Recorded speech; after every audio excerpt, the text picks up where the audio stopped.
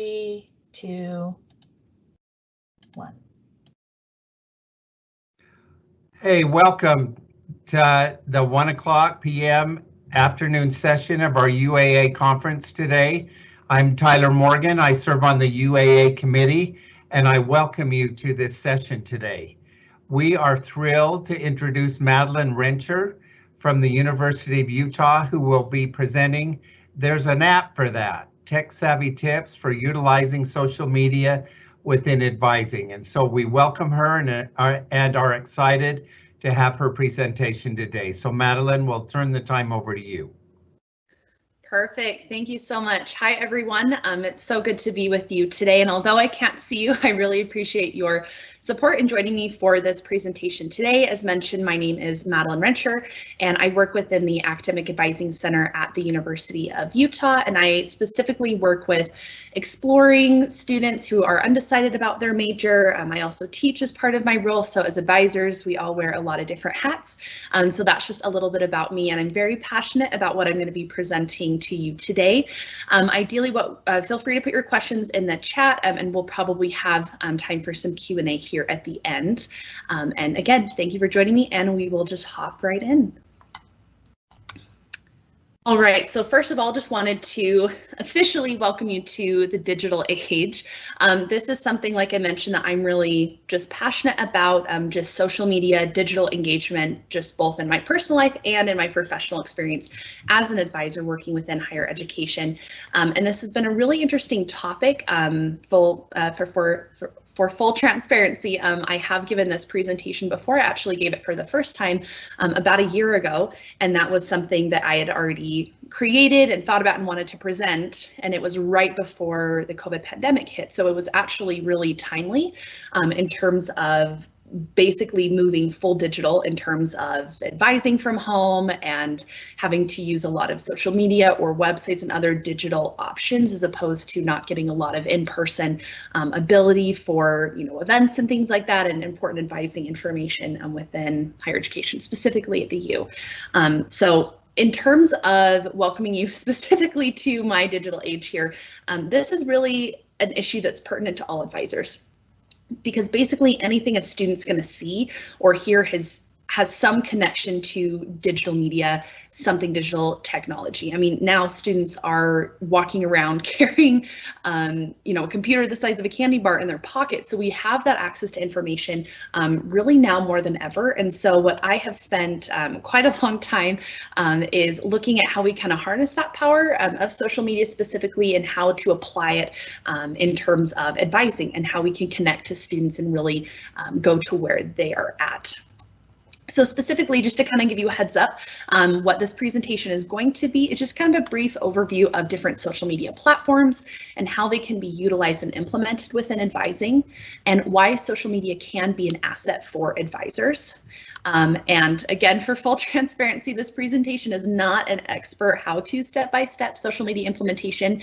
I'm not an expert, and I definitely don't claim to be, but in terms of the experience that I have and the work that I've put into really exploring the different uses that social media can have within advising, hopefully you have a couple of takeaways from this presentation about how to potentially apply this to your own office as well.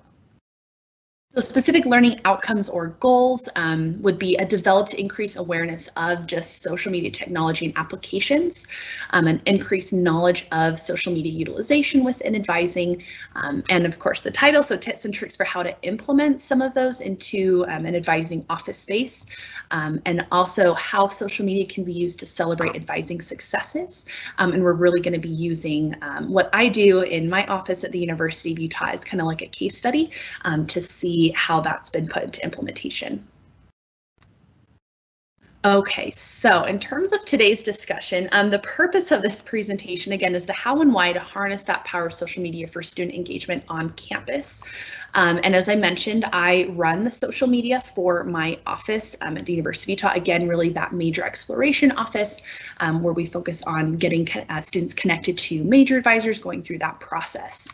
And so you're probably like, why am I giving this presentation? And again, my role within social media is I'm the one who runs runs both of these two accounts that you'll see on the left. If at any point, if you have an Instagram, if you want to check that out, kind of live feed, feel free to go ahead and do that. I have got some screenshots in the presentation, but it's always evolving. So there's new posts several times a week. But on the left-hand side, you can see those two. And those are just the little profile images specifically on Instagram. That's the one that I focus on for our office, and that for me has seemed to be the most applicable for the age of the students that we're normally working with in college at university. So the one on the left, the furthest left, is at UView Advising. That's our main account. And also within the umbrella of our office, the Academic Advising Center at the U, we also include like our pre-professional office, so pre-health, pre-law, and that one's a little bit different type of an account. So we're really going to be focusing on the at UView Advising today. And so I welcome you to check that out either during the presentation or afterwards to kind of see exactly what I'm referencing. Okay, so this is just a screenshot. There's a lot of different social media tools. There's some that kind of overlap with what they're used for, and there are some that I'm not even going to talk about because there's so many that pop up on that bottom left one, that TikTok. That's the newest one, and I will say I have not gotten into knowing what that one is all about. But again, just kind of to highlight some of the top ones that definitely could be something that you could implement in your office. That first one's going to be the Instagram.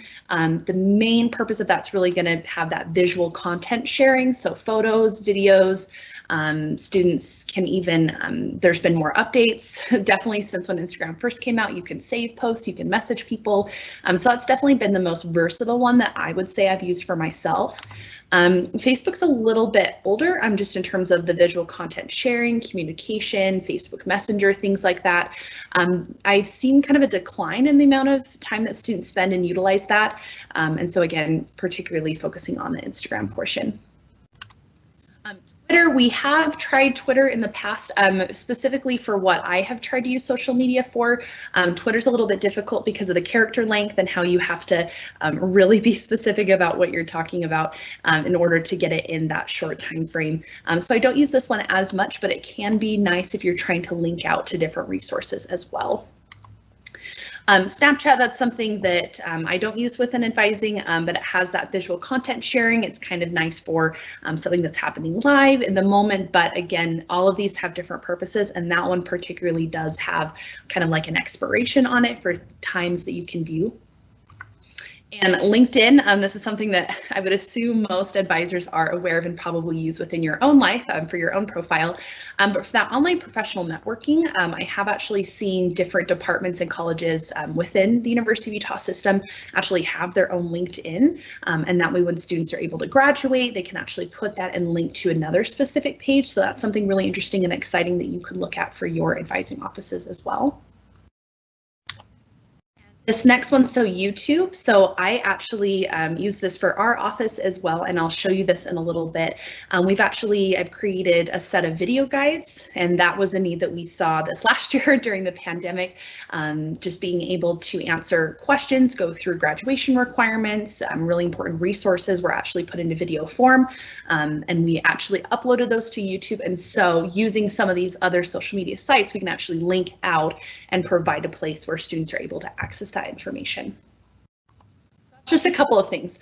And in terms of who I'm speaking to today, all of you attendees in this presentation, since I probably don't get to meet you or get to know you personally, there's just some different levels of engagement that when I talk about social media, like I said in the beginning, I definitely don't claim to be an expert. A lot of this has just been things that I've learned over time that I've implemented into what I do. But there's definitely different takeaways depending on your level of engagement with social media. So I've kind of identified 3 different levels. The first one being a full-time role. So again, not knowing who's attending the presentation, you're probably in one of these 3 categories. So the full-time role would be if you solely coordinate office-wide your social media and or outreach and or marketing, some kind of combination of those, if that is your full-time role within your office. Kind of a hybrid role, so this would be someone like me. So I coordinate, and that is my responsibility within our office to coordinate that social media amongst other advising roles because we wear lots of different hats. So this is me. I advise, but I also do social media and kind of do a lot of different things within the office. Or if you're someone who is currently not involved, but you may like to get more involved, and maybe that's why you're here checking out this presentation today, that might just mean that you have lower exposure to just social media in general, maybe in your own life, maybe in your personal life compared to the professional within your advising office. And that's completely fine. Maybe your office doesn't even have social media at this point, and you're looking to kind of increase your digital presence and maybe offer that in the future within your office. So in terms of not having a lot of involvement, it may just be that having awareness of initiatives can actually allow you to be involved, maybe identifying who that person is in your office, or, you know, making a request to see, hey, can we actually try and start this social media initiative? Because even if you're able to pass on that information, it's extremely valuable. Although there may be one person, in my case, me for my office, the one who's either behind the scenes uploading that, creating some content, I definitely welcome and do encourage folks within my office to send me ideas of something that they have that they thought could be implemented. And so really looking to include other people, because I want to know what other people want to hear about, specifically students, advisors, and things like that. So there's a lot of different levels of engagement. And so at the end, I'm going to kind of come back to this slide as well. So again, coming into the social media and quarantine type of discussion, specifically for this presentation, and now having been through a little bit over a year, as you can probably tell, I'm still working from home. Our office has been working from home for over a year. But the situation that we've currently been in really requires that we go digital or go home, except we are already at home. So in terms of the things that normally would have been in person, things like commencement, advising, orientation, and just working with your office collaborating on projects. All of that, I can only speak for my personal experience at the U, those have all gone virtual. And we're actually in our second summer of planning virtual orientation for our office. And so social media has been a really invaluable tool, as well as other digital platforms as well that I've mentioned in providing that outlet for advisors to be able to connect with students where they're at. And social media is something that I call really a low risk interaction, meaning that you're able to upload something, in my case specifically Instagram, and a student can see it, interact with it, like, comment, or they can just keep scrolling and move on. So you're not losing anything by maybe not having as much engagement. And also it's whether or not students see it versus if they respond to it. There may not be an easy way to tell that differentiation, but it's low risk because if a student doesn't want to take any action, they just keep on scrolling. And with no opportunity for really any in-person interaction, again, specifically for the University of Utah in my office, social media is one of the best ways to promote information to students, and that's my personal view. But students get inundated with emails. There's a lot of stuff going on. Often it's very important information that has to be sent to like a student's official university email account. But if there is an opportunity to, for example, provide a deadline or a resource and do that in a fun, graphic, colorful way, using graphic images or something on social media, that's something that I try to incorporate as well. And like I mentioned, we're going to look at a case study, which is specifically one of the accounts I run. We'll kind of take a look at that. Okay, so using that at U of U advising as a case study, this is just a screenshot of to make sure if you are looking for the right account. So I really enjoy Instagram because it's got a lot in one place. So in addition to having a little blurb, it's got our address and also has room for a website. So anytime it says linkedin.bio/, that means that account is actually created using a program, a spot for all of those different links. So for example, what you can see on the right-hand side, I've got some student faces, which I'll go into what those specifically are, as well as a couple of events that you can see. So each one of those links out to a website or a form or something like that. And so rather than continuing to update the website that's in my actual bio, that using that program, and it's free, allows you to link out everything specifically in its own place, but house it just with one link. So you're not continually having to update that. But what we're going to do is really look at some of the campaigns I've identified, some of the ones that I'm the most proud of, particularly for me, and that really have the most reach. So the most people are engaging with them, liking with them, commenting, all of that. So I'm going to kind of walk through a couple different examples. Okay, so in terms of social media as an advisor's tool, the three main kind of things I'm going to be showing you today, I really use social media, specifically the Instagram, to highlight students, also highlighting advisors and just the advising profession. Whether or not that's my office, I also have participated in ways to just highlight advising at the University of Utah, including other offices in that as well.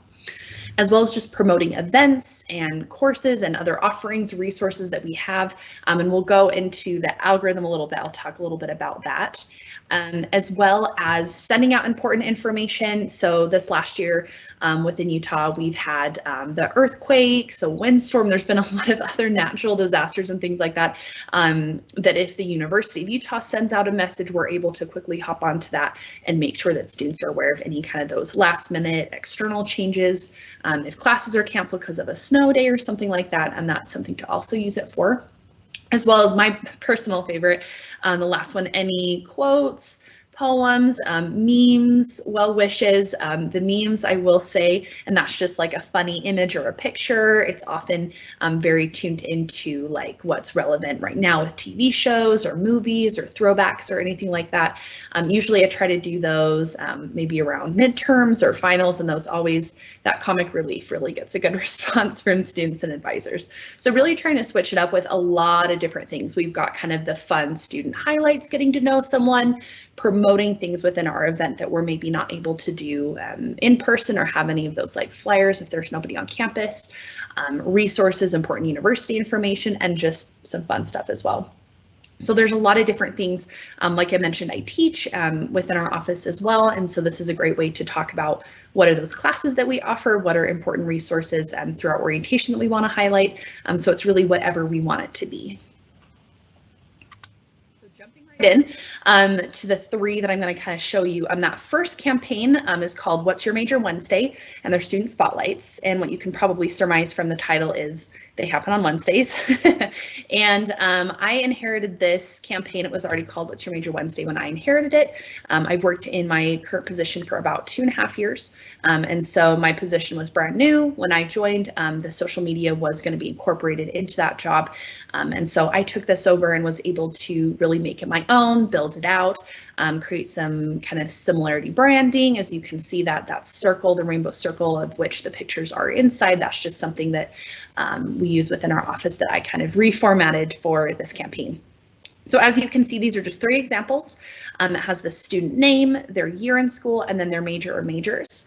And this is the first thing that you would see on the slide, or excuse me, on the Instagram, and then you would swipe and you would actually see the description, their story, their answers to the questions that we ask within the form. And so this is just one example. Now Instagram has had varying updates, and now you can do up to 10 photos within one single post. And so there's a lot of different ways to incorporate that. But with this campaign, my intent was really to shed visibility on the major exploration process and really helping students without them even having to ask. Within the major exploration process, you know, whether or not you're also maybe an undecided, undeclared major exploration advisor like me, or if you're within a specific department, this is really a nice tool to be able to highlight students that students may see, wow, I didn't even know that was a major. For example, Kobe on the right-hand side, Health, Society, and Policy. That major is unique to the U in terms of how it's named, because different majors at different institutions can have different names, different iterations. And so we get a lot of questions specifically about that major. So you can actually swipe, read Kobe's story, and see a little bit about why he chose that specific major. Students can actually self-nominate for this campaign. So it's just a Qualtrics form, and it's within that link in the Instagram bio, and we've able to feature 100+ students. And this is definitely, like I was saying, I may be the one posting it and kind of creating that image, but I definitely rely on my campus colleagues for this, because as a major exploration office, I don't have a set caseload of students. We don't graduate students from our office. And so I'm always looking for my major advisor colleagues or my major department colleagues to help me get the word out and say, hey, do you have any students who really have a cool story, something unique, to kind of help other students see, oh, this could be a possibility for me, or oh, I'd never even thought of that. And it's been really great to be able to read those student stories. And this was recognized within an Akata webinar back in 2019. Someone at a webinar had said, "Hey, is that Utah? Who does that? What's your major Wednesday?" And it is. That would be my campaign. And so it's really been a neat experience. And again, so that information is collected by a Qualtrics survey, and images I have created using Microsoft Publisher. So it's not anything super fancy. I just kind of came up with my own templates. And there's a lot of other resources you can use, a lot of apps on your phone. I try to use everything that I currently use is free, so I look for all those opportunities to really make sure that I'm utilizing all of those free resources as well. But this is really fun. When I post these, I always try to tag. So that means just going ahead and giving recognition to whatever department, college that these students are within. And so that way, if you're coming across and you're saying, wow, I've read Moshe, Hannah, or Kobe's What's Your Major Wednesday, I want to connect more with that department.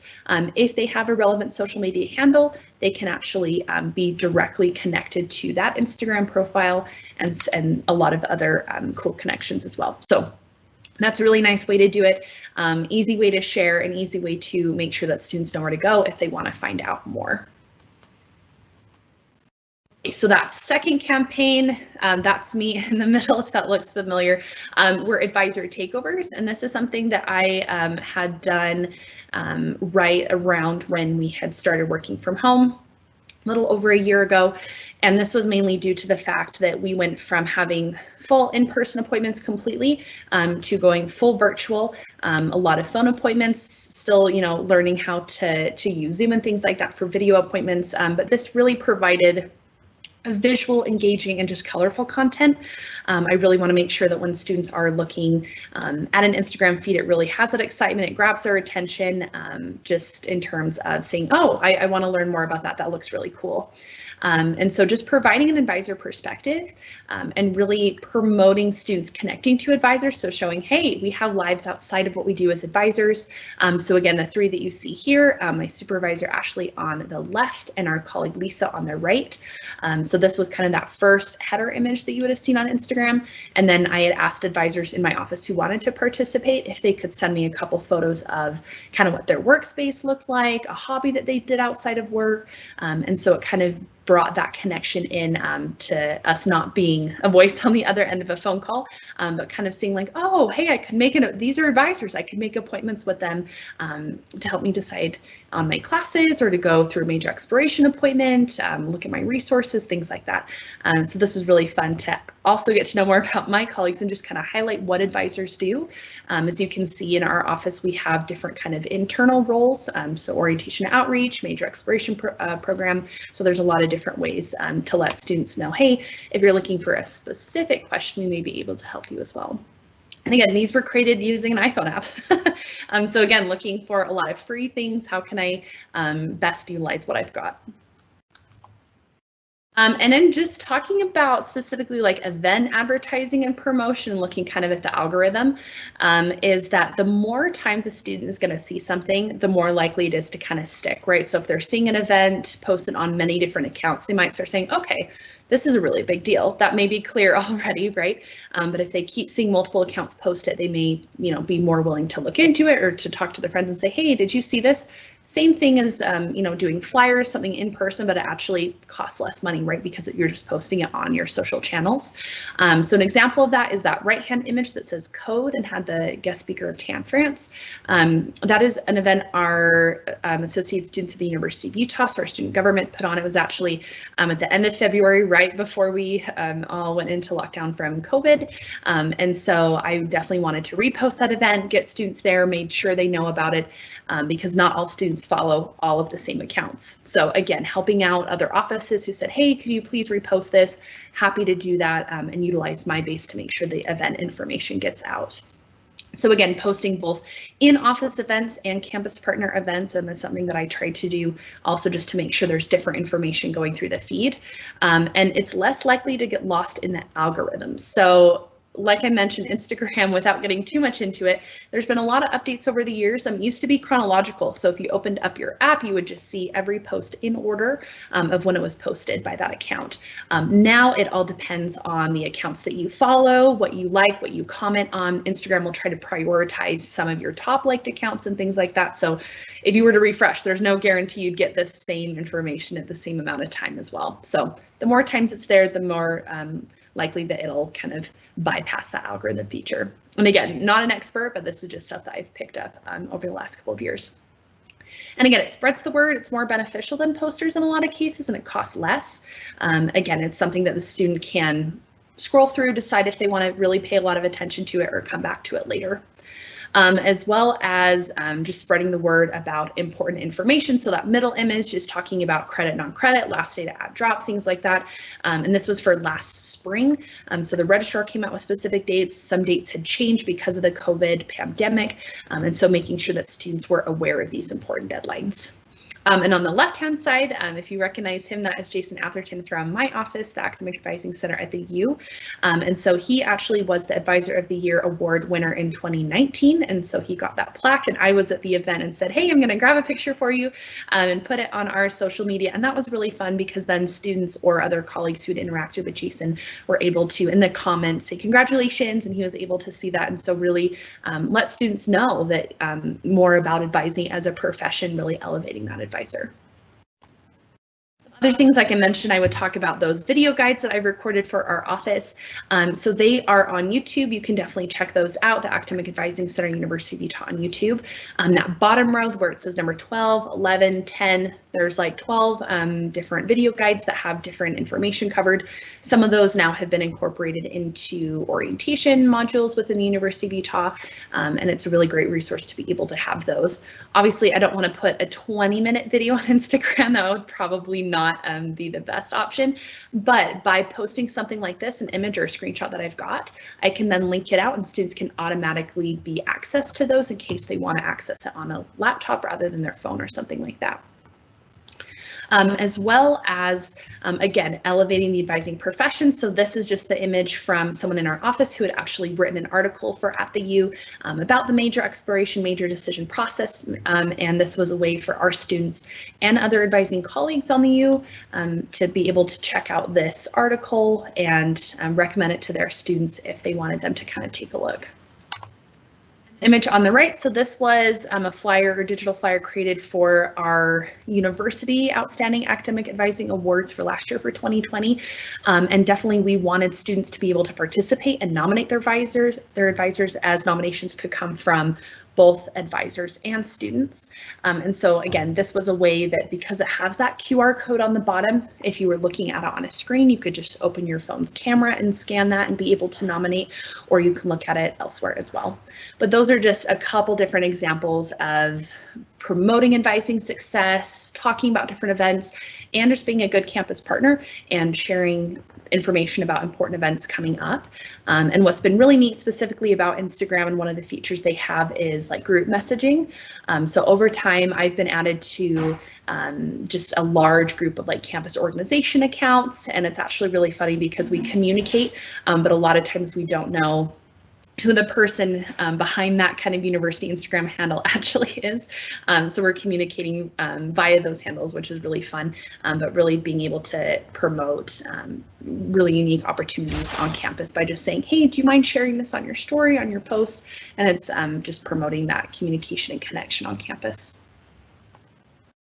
And so as an example, I was able to, over the last couple years, participate in various like Instagram story takeovers. So the story is a feature in which everything is available for 24 hours and then it expires, but it can actually be saved as a highlight. So if you want to go back and take a look and see what I'm talking about, if you go to the at University of Utah Instagram account, this is a little while back, but if you scroll and look for any of those green advising bubbles, that will show you something that I've put together and saved as a highlight. So the major expo was the first one that I did back in 2019 in September. I had approached the individual who runs the University of Utah Instagram account and said, hey, this is who I am. Would I be able to do a takeover He said, awesome, sounds great. And so my story actually consisted of 46 segments and ended up being about 4.5 minutes long. So that's pretty long in terms of Instagram stories. But the major expo is something that our office holds every year in our union building. It's one of our largest events, and we invite advisors from all colleges, all departments, even other campus partners like Learning Abroad, our Bennion Center, which is community service and things like that, offer them to be able to come and talk to students to kind of go through that major exploration process. And there were 26 segments that I created or semi-created ahead of time, but of course with an event, I've got to have that live footage. And so there was about 20 created on site during the event. And I wish I had more time to go into specifically the technology and how to do something like an Instagram story takeover, but we don't have enough time, so I'm just kind of giving a little teaser into that. But I do recommend, if you're interested in what those look like or what an advising takeover looks like, feel free to scroll over and take a look. It was viewed about 9,000 times or by 9,000 different people. So if you're looking at the number of followers that the university had at the time, you're like, oh, well, that's really not a ton, but in the grand scheme of things, that's actually quite a bit. And I was really happy with how many people did view it. And also because it was doing it for a live event, it actually got folks to come to the event who saw that it was actually happening. Again, an easier way, honestly, to find that as well could be to just take a look on our @UofU Advising. I've also put that as a highlight here, so you can take a look. Also, that third one over that says What's Your Major Wednesday, that will have all of the What's Your Major Wednesdays in one easy place. Otherwise, you're welcome to scroll through the feed and see what those look like. The advisor takeovers are there, and we've got another event there as well. So these are really great ways to be able to keep that information in one place. All of those videos that you can refer back to, and you can actually edit these after the fact and add more to them. So that's something that was really fun to be able to incorporate all advisors on campus who wanted to be a part of that and that major expo event, and really show students what we can do as advisors. So the moral of the story is really mix it up. Students don't want to see the same thing over and over again. Mix up the content and messaging, especially with this generation and how savvy they are with technology, smartphones, everything like that. A lot of times they could actually be more picky in terms of what they are wanting to follow, what accounts they're wanting to interact with. And so being able to have varying different types of content, have that engaging content, stuff where they can actually participate or write in and engage with you, is really something that can help that content and that account be more successful by really mixing it up and what students see. So why is social media important? And again, an accessible way to communicate with students going to where they're at. We know students are on their phone, even as me as an advisor. I mean, my phone is always within a couple feet of me, no matter where I'm at, either at home or outside at work. So really going to where that information is, where they can quickly access. Can really help elevate the role of advising or let students know what services your advising office can provide, more than just helping with class schedules, right? Like there's that mentorship involved. We teach the major exploration process, holding events. There's a lot of really neat things that you're able to talk about that you do within your office. As well as providing that concrete data, social media is really nice because I can see how many students like to post, how many students watched a story. And I'm using a lot of different terminology. Like I said, I wish I had more time to go into specifically, but there are those numbers that you can use in different reports. After a big like Instagram takeover event, I've been able to let my office know kind of what those stats were and what occurred and kind of how many people we were able to reach and things like that. And so that's some really helpful information as well. Really adds creativity and personality, so you're able to really do whatever you want with that Instagram account or your social media as well, and really show again what advisors do, who we are, and I try to make it fun by throwing in, like I said, some comic relief, some memes, some quotes, some things like that, and that always seems to really get students engaged and more likely to say, wow, they really know what's up, these advisors are really engaged, and so kind of going from there. And for personal growth and expertise, so as I said, I'm the individual in our office who runs these accounts, and it's really been a fantastic experience to get to do that.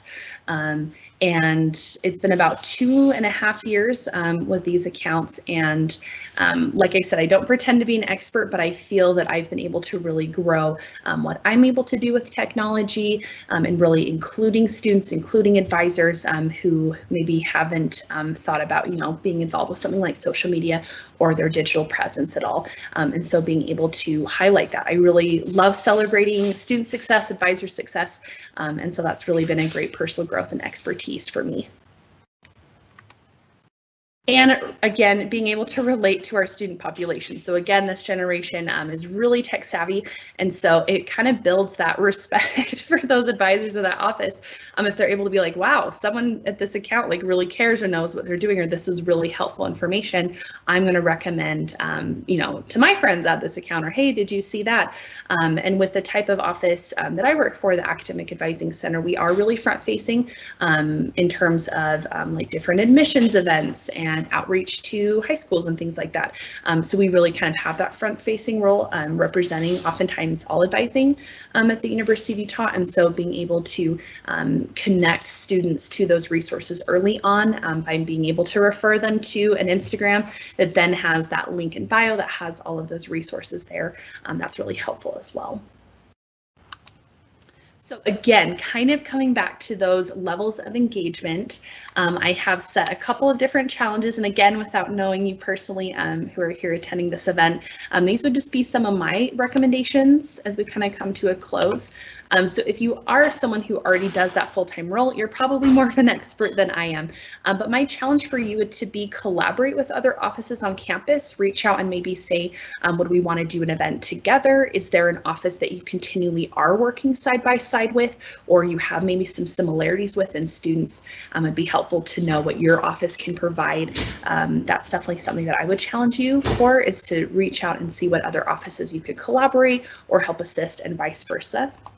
If you're someone like me who has more of a hybrid role with social media, my challenge to you would be to experiment with new campaigns and initiatives and really network. So if you are like, wow, I'd love to do like an advising story takeover on an account, potentially reach out to whoever does your like your Office of Admissions, or whoever does your university higher ed institution Instagram account or other social media. I've participated in an interview that was actually put on like the Facebook Live and things like that. And so there's lots of different ways that if you're getting a lot of frequently asked questions, or if there's something that you would want to talk about before the semester starts, there's a lot of different opportunities and key points to which you could reach out and say, hey, could I give an advisor perspective? I found this to be really helpful. Could we partner with your office or something like that? For someone who's currently not really involved in the social media process, either if you don't have that offering, if you don't have a social media within your office currently, or if you are someone who has someone in their office who does that full time and you'd like to be more involved, my challenge for you would be to identify who that is in your office and reach out about like starting an advisor profile series or some other campaign. Or, if you don't have a social media and you'd like to start one, seeing if that's an opportunity that you could help provide or give feedback for, and really ask about what they do and the types of content they're looking for. New, fresh campaigns are really fun, and they actually help build in that infrastructure. So if you do look at that at U of U advising feed, you'll kind of notice some different patterns about what I post, how frequently I post. So there's a lot of things that over time I've just kind of built through trial and error, see what works, see how that looks, and really being able to provide that information for the student.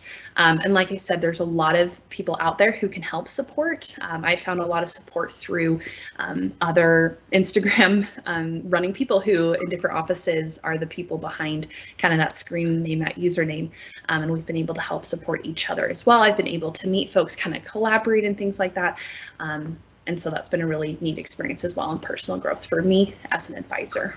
So just kind of in closing, before I go ahead and open it up to questions, you can see my email there, and I would love to hear from you. This is definitely the point at which I would love to collaborate, and I do welcome and I get really excited when people reach out to me because I love chatting about social media and different implementations that I've met with people from other universities to kind of talk about how to implement something that maybe I've done or they have questions about. And again, not being an expert, but someone who's done it for a little bit of time, being able to provide insight into how it's worked for me, specific things that I would recommend moving forward. And so I'm happy and would love to hear from you and collaborate with you in the future. And that is all I have specifically prepared in terms of the presentation. And so I'm going to take a look and hand it back over, and we will hopefully answer some of your questions. Thank you so much. Madeline, there are a few questions that were submitted in the Q&A. Fantastic. All right.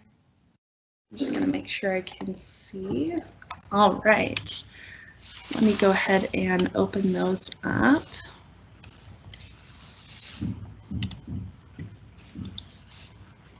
All right. Oh, thank you so much for putting my email there in the chat.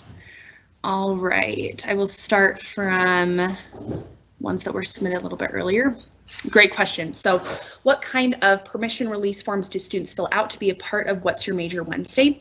So it's actually built within the Qualtrics form, and it does collect specific information, and within that form, and if you do actually want to see what that form looks like, I will say stylistically I do want to make some updates, but for the information you're welcome to click on that. If you go to the @UView Advising Instagram, that link, and then just click on any of those student spotlights, it'll automatically reroute you to the Qualtrics form. But basically it does say, by filling this out, you agree that this information can be used in our digital presence, and so it kind of has that disclaimer. I asked for a student's first and last name. I only use the first name. With mine, I don't. I've had some students include their Instagram to be tagged. I don't do that just for privacy reasons. I do have some students that then still follow the account and say like, oh, that's me, and self-identify, and that's fantastic. And looking at the other maybe like similar things that different colleges and departments do use for students who have those caseloads. They actually do oftentimes tag those students, and that's usually something that they can just, I don't know their specific processes, but my Qualtrics form does kind of say that, hey, you, by filling this out, you do agree to have this used. And a lot of times, like I said, the recommendations we get for students to fill it out are from those major advisors, because we don't have students within our office to graduate and use for those kind of major exploration stories. But there's also fun information that we asked to see. For example, have you taken our major exploration class? How did you find out about your major? Was it an event? Was it an advisor? And it's really neat to see those different ways that students kind of explore. And I do take first person quotes, so we're able to take directly what the student has said.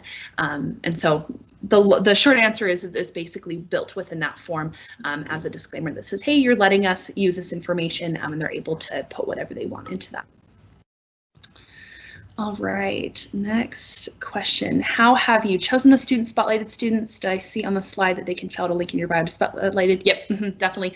And so some students that I've worked with, like I said, I teach the major exploration class, so it's something that the teachers in our office have said, hey, this is a resource, and it's kind of built into the course where this is one of the resources you can use for major exploration. Has that really low risk kind of interaction where students can just hop on Instagram, take a look, maybe discover a major they didn't know existed.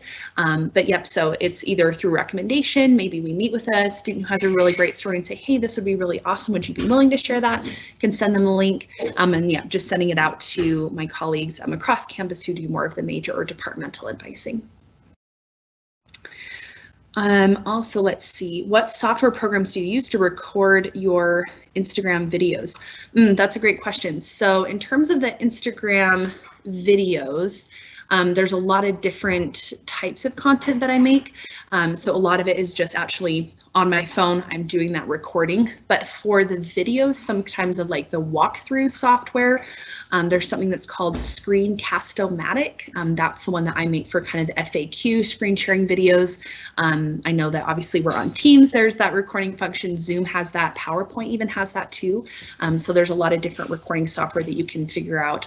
Some, you have to have a membership for, others are just free as part of probably your software package that your computer may already have. have. But there's a lot of, I try to find free things as well. And so Canva's really great for kind of the building the different posts.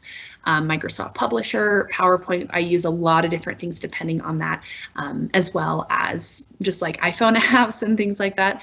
So it really kind of depends on the project that I'm working on, but that's what I would say would be kind of my primary software program. And I think, Tyler, I'm not seeing anything else. I know we just have a couple minutes left. I have to answer or elaborate. Yeah. If there's any other questions, I don't know if everyone can hear me, but if there's any questions, please send them in real quick. We've got a few more minutes. Yeah, and as I had said kind of on that last slide, if you have any specific questions or want to talk more in depth and have me share kind of more about a specific takeover I've done or a specific campaign that you have questions about how I got that started or how do I disseminate that information, I'm happy to chat as well. Please just send me an email and I'd be happy to set up. We can chat by email. We could set up a time to kind of chat like this, and I would really look forward to sharing that perspective. I learn something new every time I talk to, whether it's someone on my campus, but it's also really nice to get perspectives from people who don't know your institution and could say, hey, maybe that's not as clear as it could be, or a lot of times I see a lot of acronyms on social media, Instagram accounts that aren't clear from someone who maybe is not from within your institution. And so there's things like that, that having another set of eyes could say, hey, is this clear? Is there anything you'd recommend adding, changing to either social media or different programs, initiatives you're looking to do as well? Okay, I don't see any other questions. Anything to wrap it up, Madeline, on your end? I think that was it. I just want to make sure that everybody knows that I really do actually like being contacted. It's not just saying, hey, here's my email with any concerns or questions, but I really would love to chat with anyone who's watching today. And I really appreciate your time and joining this session. Thank you so much. We want to thank Madeline from the U. She gave an exceptional presentation with great information. Every one of us have some incredible takeaways that we can use in communicating with our students. So we thank you so much, Madeline. Appreciate your preparation and hard work. Thank you, Tyler. Thanks so much. Everybody. Thank you.